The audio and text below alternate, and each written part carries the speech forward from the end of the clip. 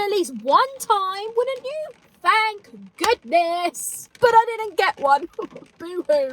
She's a Mona Lisa.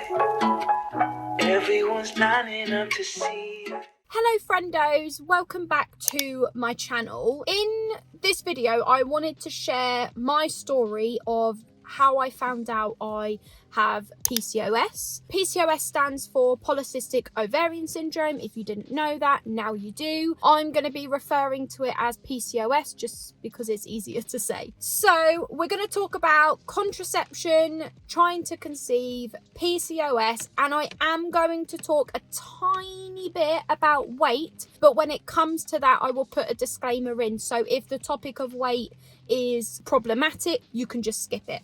So let's start at the beginning. I went on contraception when I was 16 until I was 25, and that was the pill. So I was on the pill for 9 years altogether. No breaks, just 9 years straight. I was on Ovranet, which used to be called Microgynon. It is the same, it was just a different name and packaging. I came off in December 2020, which was so that me and my boyfriend James could start trying to conceive. So that is the contraception section of this video done. Let's now move on to the trying to conceive section. So in January 2021 until April 2021, so for the first 4 months of trying to conceive, my periods were normal, regular, they were every 4 weeks, but the ovulation tests were all over the place, and I was using the expensive ovulation tests, the clear blue ones. I had 1 month where I ovulated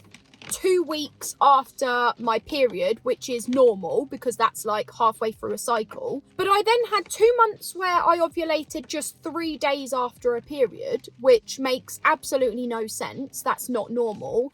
And then 1 month where I apparently didn't ovulate at all. And then from April 2021 until August 2021, so for the next 4 months, my periods just decided to stop. So I got a telephone appointment with my GP who completely dismissed my concerns. She said that it was because I'd come off the pill, which I'd been on for a long time, and my body needed time to adjust to that and just get back to like a normal routine. So that was in May, and I got another telephone appointment with the GP in July because I was still concerned. It had been 7 months since I'd come off the pill and everything was just not settling, like it wasn't getting into like a routine. But the GP for the second time dismissed my concerns, said the same thing as before, that it was just because I'd come off the pill. Now I'm not pushy, like I will normally go with whatever a medical professional says, but I was pushy. I felt like something was wrong. I could feel it in my bones. Something was wrong. In August 2021, I had a third telephone appointment with the GP. And this time she was like, look, the only other thing that I can do that's going to give you the reassurance that you obviously need is I will refer you to another clinic for a ultrasound and a transvaginal. But that is the only thing that is left. I was like, okay, put my name down. I'm up for it. So now the next section of this video is going to be talking about PCOS. So on the 9th of September 2021, I went to this clinic for an ultrasound and a transvaginal. If you don't know what a transvaginal is, it is an internal exam. So they put a camera into your vagina. It's quite thinnish. It's like a long probe and it's quite thin, so it doesn't hurt. I mean, I don't know what your pain tolerance is, but for me, it didn't hurt at all whatsoever. When they did the ultrasound, which was the first thing they did, they immediately found what they were looking for, but they still did the transvaginal anyway. I think it just gave them like a clearer picture. They told me that I had PCOS, and they told me that I had 20 eggs. I don't know if that's in one ovary or both ovaries. I should have asked them to elaborate, but I didn't because I didn't care if it was one or both.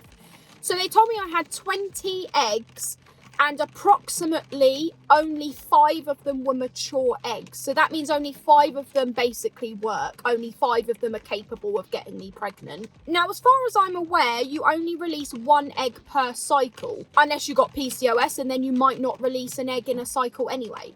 How am I supposed to know if in that cycle my egg was a good egg, a bad egg, or if one wasn't released at all?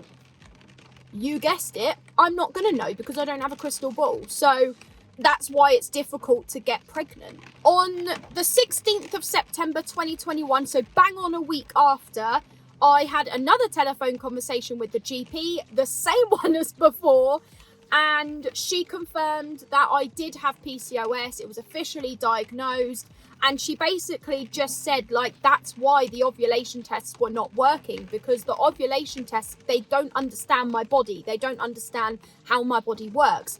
Now, I don't know if the apps that you can use will work either, because I don't know how the apps would understand my body or how my body works, but that's not something that I've looked into yet anyway. I did actually make a comment to the GP. It was a bit of a petty comment, but I was like, I knew something wasn't right. I kind of hoped that she was going to apologise. Like, I kind of hoped I would have got an apology for all of the time she just dismissed my concerns.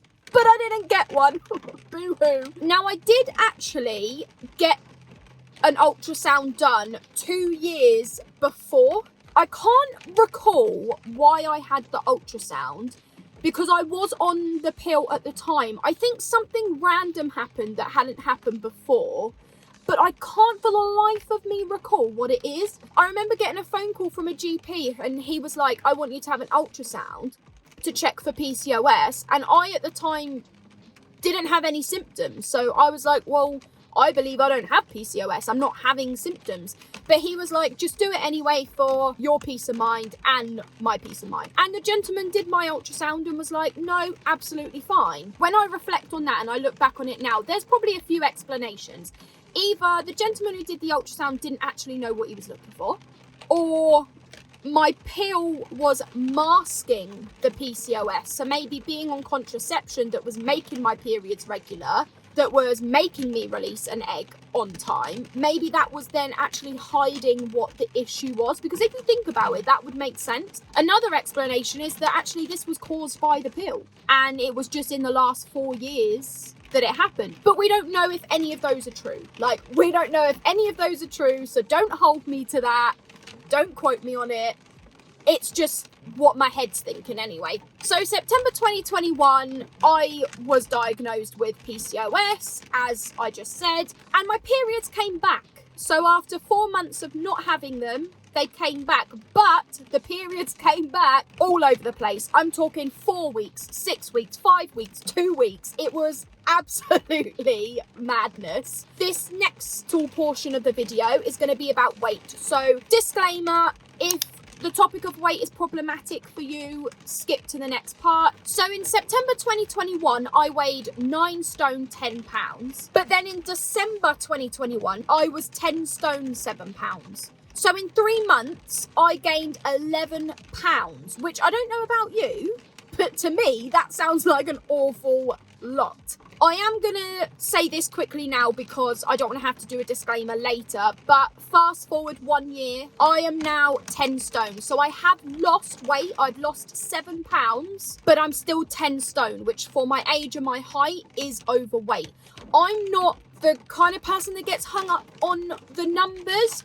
Obviously, I look in the mirror and I'm like, my tummy is bigger, my thighs are bigger. But in terms of like the numbers, when it comes to weight, like I don't get hung up on that. Fast forward to December 2022. It is 2 years after I came off the pill and just over a year after I got diagnosed with PCOS. My periods are back on track. I can confirm that even now in February 2023, my periods are back on track every 4 to 5 weeks. Thank goodness. The only 2 bad things I will say are, 1, I get period pains now. The whole 9 years that I was on the pill, I did not get period pains.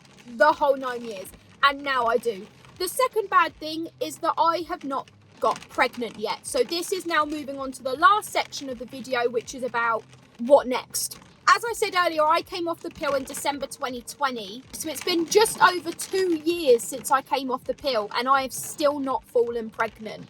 I can confirm that. I have still not fallen pregnant. We're not trying because we don't want to apply the pressure on ourselves. And I'm in a bit of a sticky situation financially because I have a bank loan of like 17 grand. And if you want to watch that video to find out how I managed to get in like £70,000 in debt at the age of 27, I will pop a link to that video in the description box below. Anyway, going back to what I was saying, we're not in a position financially to try anyway, but at the same time, we're not preventing. So even though we're not doing the deed regularly, we're still not preventing. So you would think in those 2 years of not being on the pill, I would have got pregnant at least one time, wouldn't you? But no, we're still figuring out our housing situation. I'm still trying to figure out my financial situation. Actually, there's nothing to figure out. I just need to get it done and paid off. But I'm also trying to figure out my mental health because I will be starting therapy in spring. So at the moment, we're not trying to conceive. We're not actively trying. We're not preventing either. We're just kind of doing what we normally do, and we will go from there. So on that note, that is the end of the video. Thank you for watching, and I will see you in the next one. Bye! She's a Mona Lisa.